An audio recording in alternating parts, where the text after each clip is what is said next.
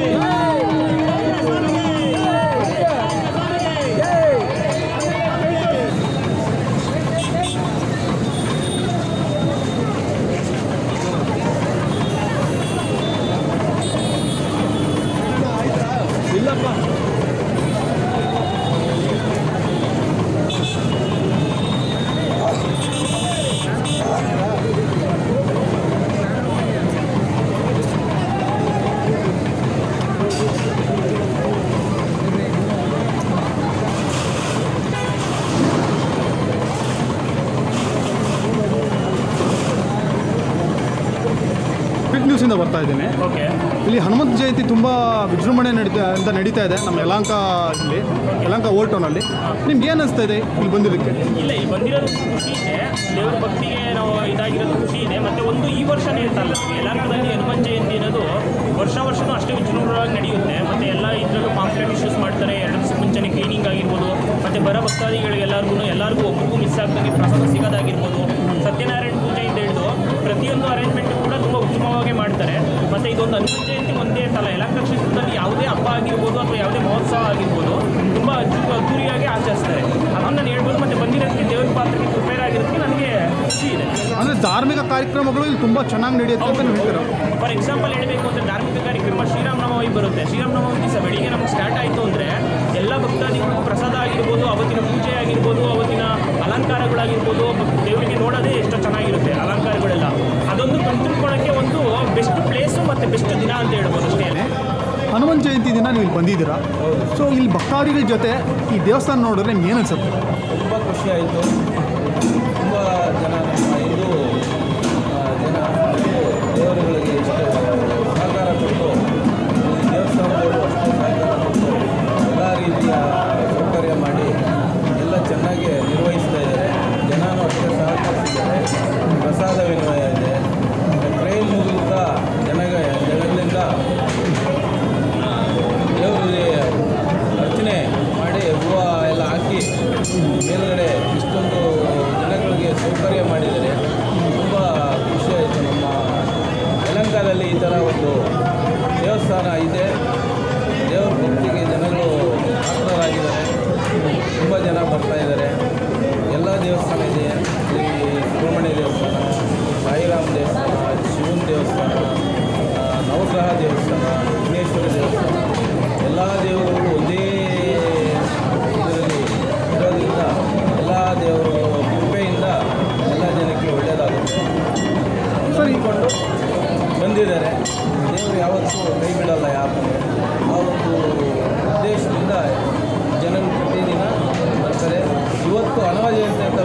ವಿಶೇಷವಾಗಿ ಬಂದಿರೋದ್ರಿಂದ ವಿಶೇಷ ಎಲ್ಲ ಸೌಕರ್ಯಗಳನ್ನು ಮಾಡಿದ್ದಾರೆ. ತೀರ್ಥ ಪ್ರಸಾದ ಇದೆ, ಹೋಮ ನಡೀತಾ ಇದೆ, ಎಲ್ಲ ನಡೀತಾ ಇದೆ. ಚೆನ್ನಾಗಿ ಮಾಡಿದ್ದಾರೆ. ತುಂಬ ನಮಸ್ತೆ ಸರ್. ನಾವು ಸಿವಿಕ್ ನ್ಯೂಸಿಂದ ಬಂದಿದ್ದೀವಿ. ನಮಸ್ತೆ ಸರ್. ಹನುಮಂತ ಜಯಂತಿ ತುಂಬ ವಿಜೃಂಭಣೆಯಿಂದ ನಡೀತಾ ಇದೆ. ಹೌದು ಸರ್. ನಮ್ಮ ಧಾರ್ಮಿಕ ಸಂಪ್ರದಾಯಗಳಿವು. ಹೌದು ಖಂಡಿತ. ನಿಮ್ಗೆ ಇಲ್ಲಿ ಬಂದ ತಕ್ಷಣ ಏನು ಅನಿಸ್ತಾ ಇದಮ್ಮ? ಅದು ಏನಂದರೆ ಹಿಂದೂ ಹೆಣ್ಮಕ್ಳಿಗೆ ಇದು ತುಂಬ ವಿಶೇಷ ಅಲ್ವಾ? ಪ್ರತಿಯೊಂದು ಹಬ್ಬ ಪ್ರತಿಯೊಂದು ಇದು ಹಿಂದೂ ಹೆಣ್ಮಕ್ಳಿಗೆ ಅಂದರೆ ತುಂಬಾ ಖುಷಿ ಇದು.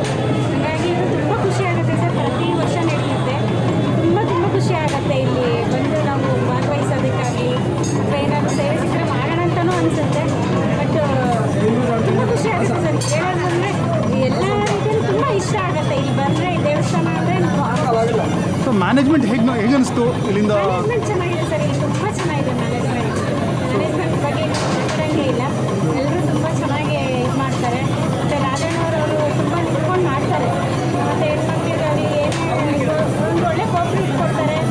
ತುಂಬ ಖುಷಿ ಆಗುತ್ತೆ ಸರ್ ಇಲ್ಲಿ ದೇವಸ್ಥಾನಕ್ಕೆ ಬರೋದಕ್ಕೆ. ಅಂದರೆ ಇನ್ನೊಂದು ಮಕ್ಕಳಿಲ್ಲಿ ಕರ್ಕೊಂಬಂದರೆ ಕೂಡ ಧಾರ್ಮಿಕ ಸಂಪ್ರದಾಯಗಳು ಬರುತ್ತೆ ಅಂತ ಹೇಳ್ತೀರಾ? ಖಂಡಿತ ಕರ್ಕೊಂಡ್ಬರ್ಬೇಕು ಸರ್ ಮಕ್ಕಳನ್ನ ಯಾವಾಗಲೂ ನಮ್ಮ ಧಾರ್ಮಿಕ ಇದರಲ್ಲಿ ಭಾಗವಹಿಸೋಕ್ಕೆ ತುಂಬ ಹೆಲ್ಪ್ ಮಾಡಬೇಕು.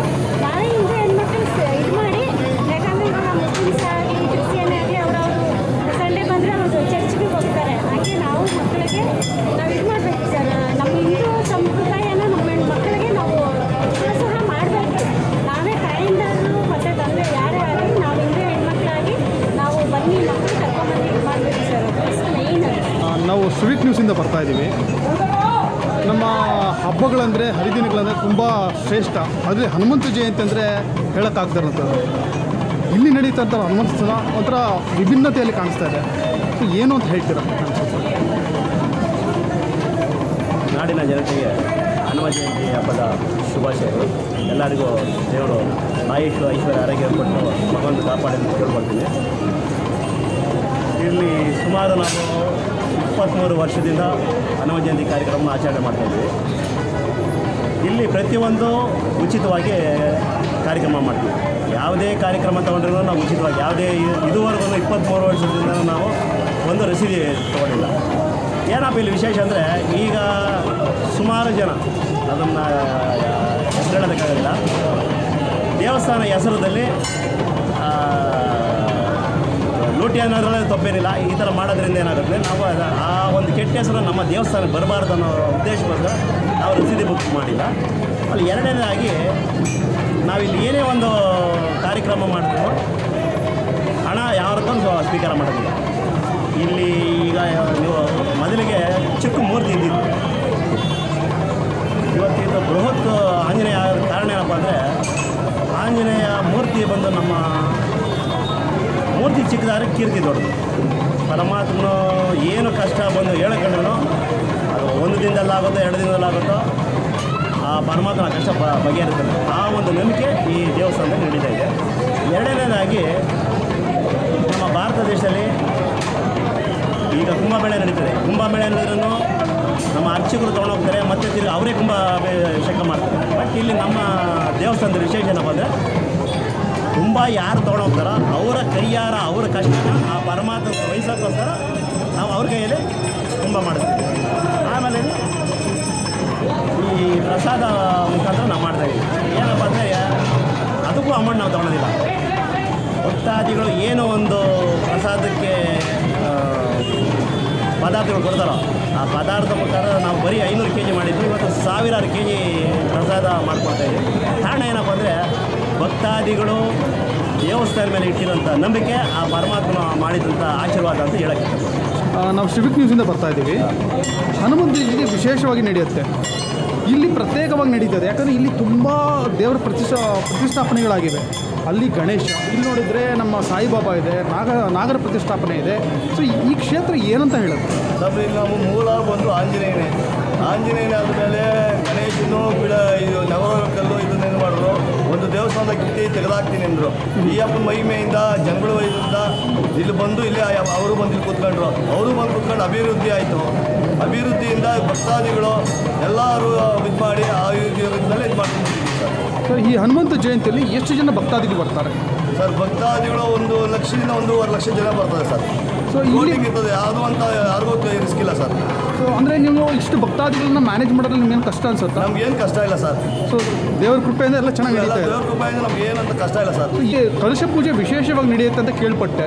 ಕ್ರೈನಲ್ಲಿ ಬಂದು ಭಕ್ತಾದಿಗಳೇ ಹೋಗಿ ಕಲಶನ ಹನುಮಂತನ ಪೂಜೆ ಮಾಡ್ಕೊಂಡು ಬರುವಂಥ ಒಂದು ಪದ್ಧತಿ ಇಲ್ಲಿದೆ. ಸೊ ಇದು ಯಾವ ರೀತಿ ವಾಡಿಕೆ ಬಂತಿದ್ದು? ಇದು ವಾಡಿಕೆ ಅಂದರೆ ಎಲ್ಲ ಕಡೆಯೂ ಏನು ಮಾಡ್ತಾರೆ ಅಂದರೆ ಭಕ್ತಾದಿಗಳು ಪಾಪ ಅವರು ಕಷ್ಟ ಬಿದ್ದು ಏನೋ ಮಾಡಿ ಕೊಡ್ತಾರೆ. ಆದರೆ ಅವ್ರ ಕರ್ಮ ಕಳ್ಕೊಂಡು ಮೈನೂರುಗಳು ಬಿಡೋದಿಲ್ಲ. ಅದಕ್ಕೋಸ್ಕರ ನಮ್ಮ ದೇವಸ್ಥಾನ ವತಿಯಿಂದ ಎಲ್ಲ ಕಡೆಗೆ ಮಾಡಿ ನಮಗೂ 1-2-3 ಕಡೆ ಹೋಗಿ ಇದೇ ಥರ ತೊಂದರೆ ಆಯಿತು. ಅದಕ್ಕೋಸ್ಕರ ನಾವೇನು ಮಾಡಿದ್ರಿ, ಒಂದು ಯಾರಿಗೂ ತೊಂದರೆ ಆಗಬಾರ್ದು, ಅವ್ರ ಕರ್ಮ ಅವ್ರು ಕಳ್ಕೊಂಡು ಅವರ ಪುಣ್ಯ ಅವ್ರು ಕಳ್ಕೊಬೇಕು ಅನ್ನೋ ಉದ್ದೇಶವಾಗಿ ನಾವು 500 ಕಳಸವನ್ನು ಉಚಿತವಾಗಿ ಕೊಡ್ತೀವಿ. ನಮ್ಗೆ ಸರ್ಕಾರ ಪೊಲೀಸ್ ಡಿಪಾರ್ಟ್ಮೆಂಟು ಇವರೆಲ್ಲ ನಮ್ಮ ಸಹಕಾರ ಕೊಡ್ತಾರೆ. ಟ್ರಾಫಿಕ್ ಇದನ್ನೆಲ್ಲ ಕ್ಲಿಯರ್ ಮಾಡಿಕೊಟ್ಟು ನಮ್ಗೆ ಪಾಪ ಅವರು ಸಹಕಾರ ಮಾಡಿಕೊಡ್ತಾರೆ. ನಮಸ್ತೆ ಇವರೇ, ನಾವು ಸಿವಿಕ್ ನ್ಯೂಸಿಂದ ಬಂದಿದ್ದೀವಿ. ಹನುಮಂತ ಜಯಂತಿ ಯಾಕೆ ಮಾಡಬೇಕು ಅದು ಹೇಳ್ತೀರಾ? ನಾರಾಯಣ ನಮಸ್ತೆ. ಯೋನಿತ್ಯಮಚ್ಯುತ ಪದಾಂಬುಜ ಗುರುಪಾಹ ವ್ಯಾಮೋತ ಸೈತರಾಣಿ ತೃಣಾಯಿಮೇನೆ ಅಸ್ಮದ್ಗುರು ಭಗವತೋಸ ದೈಯೇಕ ಸಿಂಧು ರಾಮಾನುಜಸ್ಯ ಚರಣೋ ಶರಣಂ ಪ್ರಪದ್ಯೆ ಶ್ರೀಮತೆ ರಾಮಾನುಜಾಯ ನಮಃ. ಒಳ್ಳೆಯ ಪ್ರಶ್ನೆ ಕೇಳಿದ್ರಿ. ಭಾಳಷ್ಟು ಜನಗಳಿಗೆ ಜಿಜ್ಞಾಸೆ ಇರೋಂಥ ಪ್ರಶ್ನೆಗಳು ಇವೆಲ್ಲ. ಶ್ರೀರಾಮನವಮಿ ಯಾಕೆ, ಹನುಮ ಜಯಂತಿ ಯಾಕೆ? ಇದು ಅವತ್ತಿನ ಕಾಲದಲ್ಲಿ ಋಷಿಮುನಿಗಳು ನಮ್ಮ ಜನಗಳ ಸಂಕಟವನ್ನು ಪರಿಹಾರ ಆಗೋದಕ್ಕೆ, ಕಷ್ಟಗಳನ್ನು ಪರಿಹಾರ ಆಗೋದಕ್ಕೆ, ಶಾಶ್ವತವಾದಂತಹ ಸುಖ ಮತ್ತು ಶಾಂತಿಯನ್ನು ಪಡೆಯೋದಕ್ಕೋಸ್ಕರವಾಗಿ ಆ ಹನುಮಂತ, ಶ್ರೀರಾಮನ ಬಂಟನಾಗಿರ್ತಕ್ಕಂಥ ಹನುಮಂತನು ಹುಟ್ಟಿದಂಥ ಆ ಭಗವಂತನನ್ನು ಸ್ಮರಣೆ ಮಾಡೋದಿದೆಯಲ್ಲ, ಅದು ನಮ್ಮಗಳಿಗೆ ಒಂದು ಪಾಸಿಟಿವ್ ಎನರ್ಜಿಯನ್ನು ಕೊಡ್ತಕ್ಕಂಥದ್ದು. ಸಕಾರಾತ್ಮಕ ಶಕ್ತಿಯನ್ನು ನಮಗೆ ಬರಲಿ ಅಂತ ಹೇಳಿ, ಭಗವದ್ಭಕ್ತಿ ನಮಗೆ ಉಂಟಾಗಲಿ ಅಂಥೇಳಿ ಅವತ್ತಿನ ಕಾಲದಲ್ಲಿ ಋಷಿಮುನಿಗಳು ಮಾಡಿರ್ತಕ್ಕಂಥದ್ದು ಈ ಹನುಮ ಜಯಂತಿ. ಇನ್ನೊಂದು ಆಚಾರ್ಯ, ಈ ದೇವಸ್ಥಾನಗಳಿದೆಯಲ್ಲ, ಈ ದೇವಸ್ಥಾನ ಸನಾತನ ಧರ್ಮಗಳನ್ನು ಉಳಿಸೋದ್ರಲ್ಲಿ ಅಥವಾ ಧಾರ್ಮಿಕ ಪರಂಪರೆಯನ್ನು ಉಳಿಸೋದ್ರಲ್ಲಿ ಏನಾದರೂ ಪಾತ್ರ ವಹಿಸುತ್ತಾ? ಬಹಳ ಒಳ್ಳೆಯ ವಿಚಾರ. ಇವತ್ತೇನಾದರೂ ಸನಾತನ ಧರ್ಮ ಅಥವಾ ಧಾರ್ಮಿಕ ಕಾರ್ಯಕ್ರಮಗಳು ಧರ್ಮ ಉಳಿತಾ ಇದೆ ಅಂದರೆ ದೇವಸ್ಥಾನಗಳಲ್ಲಿ ಮಾತ್ರ. ಅದು ಅವರವರ ಪರಂಪರೆ ಬೇರೆ ಇದೆ, ಮಂದಿರಗಳು ಬೇರೆ ಇದ್ದಾವೆ, ಮತ್ತೊಂದು ಬೇರೆ ಬರುತ್ತೆ. ಅವರವರ ಧರ್ಮಗಳನ್ನು ಉಳಿಬೇಕು, ನಮ್ಮ ಭಾರತೀಯ ಸಂಸ್ಕೃತಿ ಉಳಿಬೇಕು ಅಂದರೆ, ಭಾರತೀಯ ಸನಾತನ ಧರ್ಮ ಉಳಿಬೇಕು ಅಂದರೆ, ಧಾರ್ಮಿಕ ಕಾರ್ಯ ನಡೆಯಬೇಕು ಅಂದರೆ ಖಂಡಿತ ದೇವಸ್ಥಾನಗಳ ಪಾತ್ರ ಬಹಳ ಮುಖ್ಯ. ಅದರಿಂದ ನೋಡಿ, ನೂರಾರು ಜನ, ಸಾವಿರಾರು ಜನ ಒಂದು ಕಡೆ ಸೇರ್ತಾರೆ. ಈ ಭಾರತೀಯ ಧರ್ಮವನ್ನು, ಸನಾತನ ಧರ್ಮವನ್ನು ಆಚರಣೆ ಮಾಡಲಿಕ್ಕೆ ಇದು ಒಂದು ವೇದಿಕೆ ಇದ್ದಾಗೆ. ಹಾಗಾಗಿ ದೇವಸ್ಥಾನಗಳು ಖಂಡಿತವಾಗಿಯೂ ಸನಾತನ ಧರ್ಮ ಉಳಿವಿಕೆಗೆ, ಧಾರ್ಮಿಕ ಕಾರ್ಯಕ್ಕೆ ಬಹಳ ಉತ್ತಮವಾಗಿರ್ತಕ್ಕಂತಹ ಒಂದು ಸ್ಥಳ. ಇನ್ನೊಂದು ದೇವಸ್ಥಾನದಲ್ಲಿ ಕಳಶ ಇಟ್ಟಿರ್ತಾರೆ, ಕುಂಭಾಭಿಷೇಕ ಮಾಡ್ತಾರೆ. ಇದರ ಪ್ರಾಮುಖ್ಯತೆ ಏನು ಅಂತ ಹೇಳ್ತೀರಾ? ಬಹಳ ಒಳ್ಳೆಯ ವಿಚಾರ. ಇದು ವೈಜ್ಞಾನಿಕವಾಗಿ ಬೇಕಾಗಿರ್ತಕ್ಕಂಥ ವಿಚಾರ. ಇದು ನೀವು ದೇವಸ್ಥಾನದ ಗೋಪುರದ ಮೇಲೆ ಕಳಶ ಇಡ್ತೀರಲ್ವಾ, ಆ ಗೋಪುರದ ಮೇಲೆ ಕಳಶ ಏನಪ್ಪ ಅಂದರೆ, ಆ ದೇವಸ್ಥಾನಕ್ಕೆ ಒಂದು ಶಿರ ಇದ್ದಾಗೆ. ಆ ಕಳಶ ಸುಮ್ಮನೆ ಇಡೋದಿಲ್ಲ, ಅದು ಕಳಶ ಬಂದು ಕೇವಲ ತಾಮ್ರ ಅಥವಾ ಹಿತ್ತಾಳೆದಾಗಿರುತ್ತದೆ. ಆ ಕಳಶದ ಕೆಳಭಾಗದಲ್ಲಿ ನವರತ್ನಗಳನ್ನು ಹಾಕ್ತಾರೆ. ಅಲ್ಲಿರ್ತಕ್ಕಂತಹ ವೈಬ್ರೇಷನ್ಸ್, ಇಡೀ ಏನು ಗುರುತ್ವಾಕರ್ಷಣೆ ಇದೆಯಲ್ಲ, ಭಗವಂತನಿಂದ, ಸೂರ್ಯನಿಂದ ಬರ್ತಕ್ಕಂಥ ಗುರುತ್ವಾಕರ್ಷಣೆಗಳನ್ನ ಆ ಕಳಶ ಅಬ್ಸರ್ವ್ ಮಾಡಿ ಕೆಳಗಿರ್ತಕ್ಕಂತಹ ವಿಗ್ರಹಕ್ಕೆ ಕೊಡೋದ್ರಿಂದ, ಹಾಗಾಗಿಯೇ ನಾವು ದೇವಸ್ಥಾನಕ್ಕೆ ಹೋಗಿ ದೇವರ ಮುಂದೆ ನಿಂತ್ಕೊಂಡು ಪ್ರಾರ್ಥನೆ ಮಾಡಿದಾಗ ಅಲ್ಲಿಂದ ಬಂದಿರತಕ್ಕಂತಹ ಗುರುತ್ವಾಕರ್ಷಣೆಯ ರೇಸ್ ಅಂತ ಏನು ಹೇಳ್ತೀವಿ, ಆ ಬಲ ಭಗವಂತನಿಗೆ ಬಂದು ಆ ಭಗವಂತನ ನಾವು ದರ್ಶನ ಮಾಡೋದ್ರಿಂದ ನಮಗೆ ತೇಜಸ್ಸನ್ನು, ಒಳಿತನ್ನು ಉಂಟು ಮಾಡುತ್ತದೆ. ಆ ಉದ್ದೇಶಕ್ಕೋಸ್ಕರ ದೇವಸ್ಥಾನಕ್ಕೆ ಹೋಗಬೇಕಾಗಿದೆ. ಆ ಉದ್ದೇಶಕ್ಕೋಸ್ಕರನೇ ಆ ಕಳಶವನ್ನು ಇಡ್ತಕ್ಕಂಥದ್ದು.